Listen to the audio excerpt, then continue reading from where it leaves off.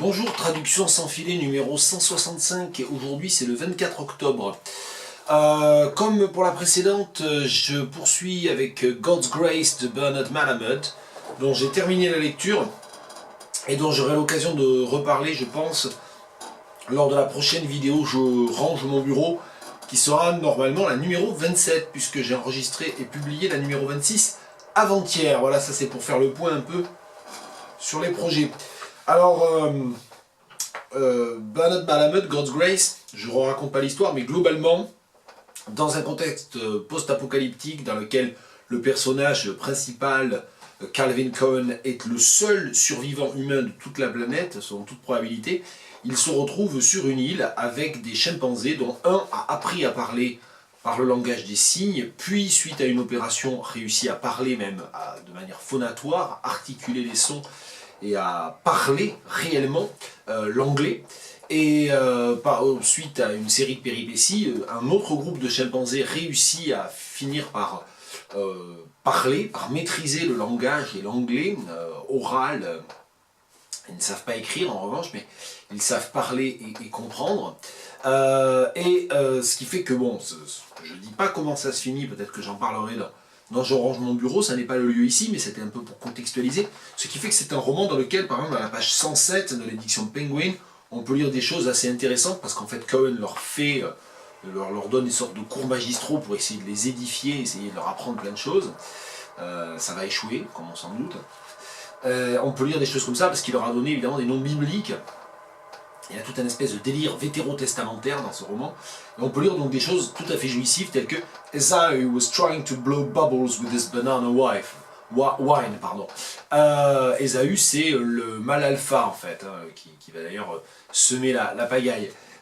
Et donc, Esau was trying to blow bubbles with his banana wine. Je sais pas, Ésaü essayait de faire des bulles dans son alcool de banane. Bon, évidemment, c'est sûr qu'on ne s'attend pas forcément à ce genre d'énoncé avec ce prénom-là. Alors, c'est pas ce passage-là que je voulais traduire. Le passage que je voulais traduire se trouve vers la fin du roman, après la rencontre d'une troupe de babouins, en fait, parce qu'il y a aussi des babouins qui vont devenir les victimes des chimpanzés.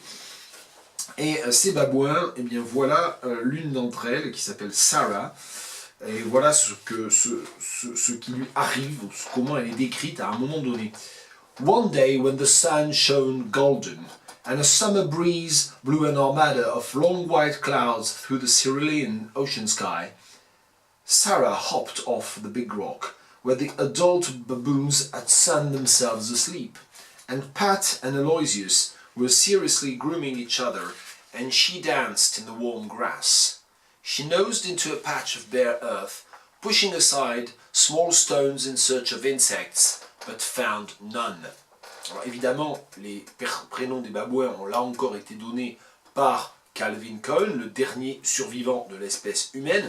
Et ici, Sarah ainsi que Pat et Aloysius, c'est des jeunes babouins. Et donc pendant la sieste des adultes, voilà, elles gambadent, elles se promènent. Et ce qui m'intéresse dans ce passage, ce sont évidemment toutes les notations verbales, hopped off, sun themselves asleep, enfin, toutes ces structures qui appellent généralement ce qu'on appelle le chassé-croisé. J'ai déjà eu l'occasion d'en parler dans un certain nombre de ces traductions sans filet. Et voilà, je me demande comment je vais me tirer de ce passage. Improvisation. One day when the sun shone golden, un jour alors littéralement que le soleil étincelait d'or, hein, étincelait de façon dorée, brillait de tous ses feux peut-être, ou brillait d'or. And a summer breeze blew an armada of long white clouds through the cerulean ocean sky. Et donc alors que le soleil brillait d'or, ou dardait ses feux, ou jetait ses feux, and a summer breeze, et qu'une brise d'été, alors blew an armada, soufflait, alors littéralement soufflait une armada de longs nuages. Alors peut-être que l'armada, l'image de l'armada on peut la garder, mais comme complément d'objet direct agentisé, je ne suis pas trop sûr, et que sous l'effet d'une brise d'été, une armada de longs nuages blancs traversés, du coup, parce que du coup je change le verbe, hein, puisque le complément d'objet direct devient sujet, je procède à toute une modulation syntaxique ici, une armada de longs nuages blancs traversait le le ciel, alors, the cerulean ocean sky, donc le ciel il est à la fois océanique et céruléen, littéralement. Donc le ciel d'azur surplombant l'océan, quelque chose comme ça. Je pense qu'en français on n'a pas d'autre choix que d'étouffer assez vastement ici. Sarah hopped off the big rock.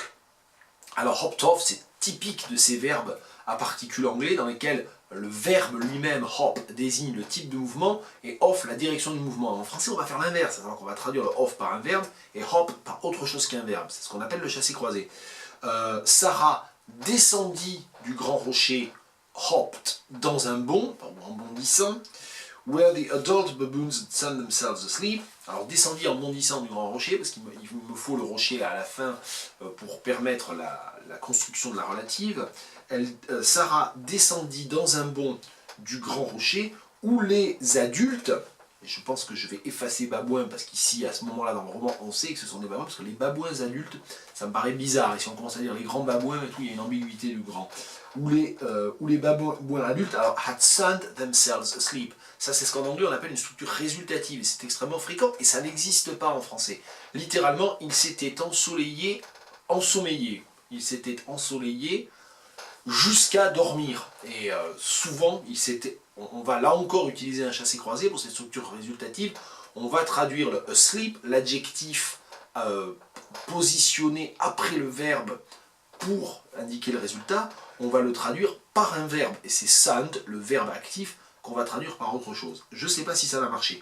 Ou les babouins, ou les adultes, pardon, s'étaient endormis en bronzant, ou s'étaient endormis au soleil est un peu faible, mais c'est peut-être la meilleure solution. And Pat and Aloysius were seriously grooming each other.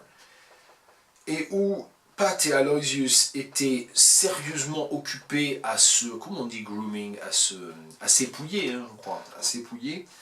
And she danced in the warm grass. Et elle dansait dans l'herbe chaude. Et elle se mit à danser dans l'herbe chaude, littéralement. Je suis pas trop sûr.